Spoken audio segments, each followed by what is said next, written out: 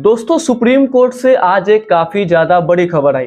खास कर तमिलनाडु के जो मुख्यमंत्री एम.के. स्टालिन है और तमिलनाडु के जो राज्यपाल आर.एन.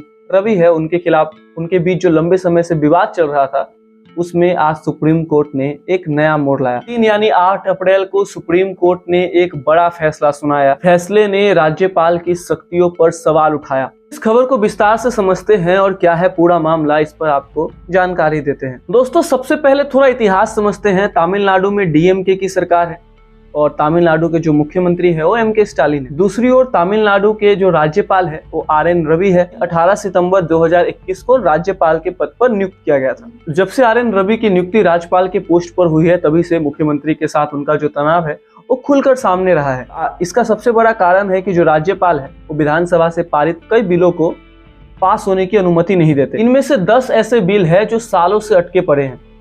इन बिलों में विश्वविद्यालय से जुड़े कानून, शिक्षा नीति और राज्य के विकास से जुड़े अहम प्रस्ताव शामिल। तमिलनाडु की सरकार का कहना है कि राज्यपाल का जो रवैया है वो लोकतंत्र के लिए ठीक नहीं है, क्योंकि राज्यपाल है और जनता द्वारा चुनी हुई सरकार जो कोई बिल पेश करती है उसे पूरा करने नहीं देते। वहीं दूसरी ओर राज्यपाल कहते हुए नजर आ रहे हैं कि वो केवल संवैधानिक प्रक्रिया का ही पालन कर रहे हैं। लेकिन अब सुप्रीम कोर्ट ने इस मामले को गंभीरता से लेते हुए एक बड़ा फैसला सुनाया है। दोस्तों, आपको याद होगा कि पिछले कुछ सालों से पहली बार नहीं है जब राज्य सरकार और राज्यपाल के बीच तनाव हुआ है। खास करके ऐसे राज्यों में ऐसा तनाव ज्यादा देखने को मिलता है जहां पे नॉन बीजेपी की गवर्नमेंट है। इसका सबसे बड़ा एग्जाम्पल है पश्चिम बंगाल, जहां पे राज्यपाल के साथ सीएम ममता बनर्जी की हमेशा तनाव बनी रहती है।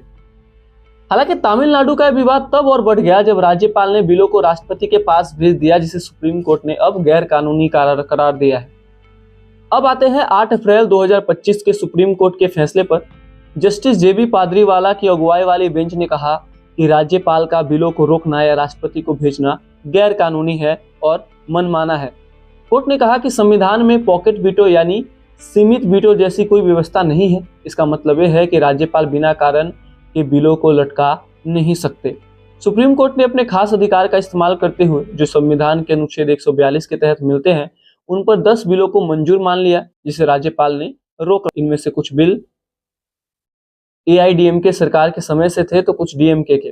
कोर्ट ने भी कहा कि राज्यपाल को बिलों का फैसला लेने के लिए समय सीमा का पालन करना चाहिए। दोस्तों, ये फैसला कई मायने में काफी ज्यादा बड़ा है। ये फैसला आने के बाद केरल के मुख्यमंत्री ने भी कहा कि उनका भी जो राज्यपाल के साथ टकराव चल रहा है, इस विषय में जो सरकार का फैसला है ये उनके लिए मददगार साबित होगा। तमिलनाडु के जो मुख्यमंत्री एम.के. स्टालिन है, इस फैसले को उन्होंने लोकतंत्र की जीत बताया है। हालांकि बीजेपी के कई नेता इस फैसले पर सवाल उठाते हुए नजर आ रहे हैं। तो दोस्तों, सवाल ये उठता है कि यह फैसला क्या दिखाता है कि राज्यपाल की शक्तियों पर यह चोट। दूसरा, यह फैसला राज्य की सरकारों को भी मजबूत करता है जिनके फैसले जबरन राज्यपाल द्वारा अटकाए जाते हैं। आपको क्या लगता है? आप हमें कमेंट्स में जरूर बताइएगा। तब तक अपना बहुत ख्याल रखिए और अगर आपको हमारे वीडियोस पसंद आते हैं तो चैनल को सब्सक्राइब कर दीजिए और